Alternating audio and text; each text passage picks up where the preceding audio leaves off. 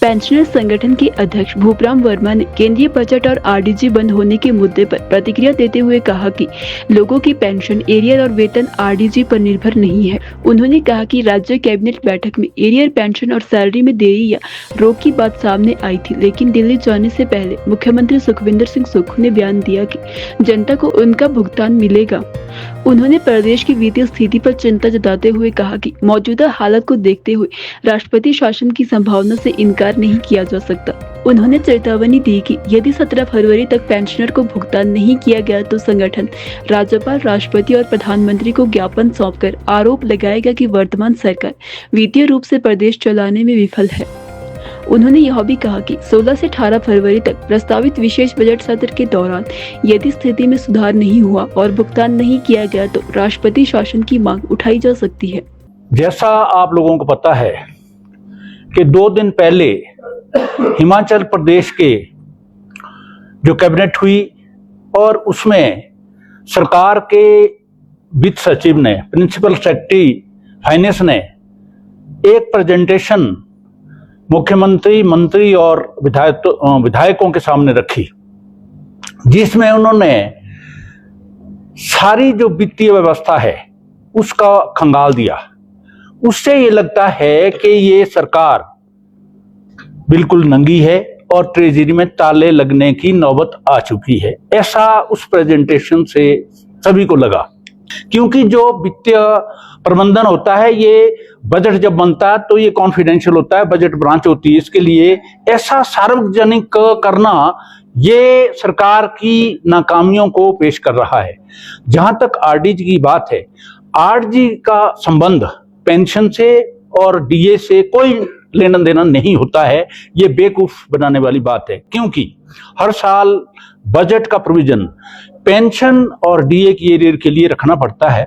Committed liabilities होती है ये, और ये चीजें आरडीजी जो है ये एक डेफिसिट ग्रांट तब दी जाती है घाटे को पूरा करने के लिए।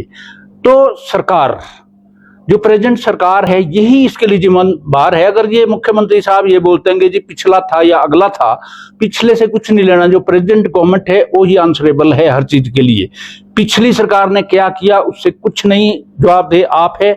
आपने जो फौज एडवाइजरों की, ओएसडी की और चेयरमैन बोर्ड जो अपने मित्र मंडलियों को एडजस्ट करने में लगे हुए हैं, जिनको पिछली सरकार ने 30-35 हजार में चेयरमैन बोर्ड कॉर्पोरेशन के होते थे, उनकी आपने सैलरी हाइक करके 1.5 लाख कर दी है और उनको कैबिनेट रैंक दे दिए गए हैं। सबसे बड़ी बात ये सरकार बिल्कुल फेल है। इसलिए फेल है क्योंकि इनका जो रिक्रूटमेंट एंड प्रमोशनल रूल्स के मुताबिक से परमानेंट होती है पोस्ट है, जैसे चीफ सेक्रेटरी है। हेड ऑफ द स्टेट आपका एडिशनल चार्ज पे है, अडॉक पे चले हुए है।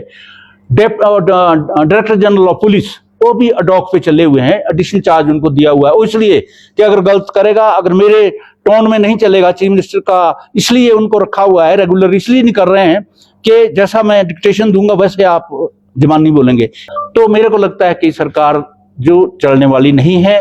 और हम Himachal Pradesh pensioner joint action committee का एक बड़ा फैसला हमने लिया है कि अगर हमारे को 16-17 तारीख से विधानसभा 16 को लग रही है, अगर उससे पहले हमारे को वार्ता के लिए जो 14 मांग सूत्री हमारा डिमांड चार्टर हमने दिया है, सुरेश ठाकुर जो हमारे चेयरमैन ने 18 बड़े पेंशन एसोसिएशन के पेंशन संगठन के, अगर हमारे को नहीं बुलाते हैं तो हम पूरा प्रदेश व्यापी एक हमारा धरना प्रदर्शन होगा। 17 और 18 को 2 दिन का हम अभी सांकेतिक धरना देंगे और उसके बाद जिस दिन बजट पेश होगा उसके पहले दिन एक विशाल रैली, जितनी धर्मशाला में 10-15 हजार लोगों से भी ज्यादा लोग आकर इस विधानसभा का घेराव करेंगे।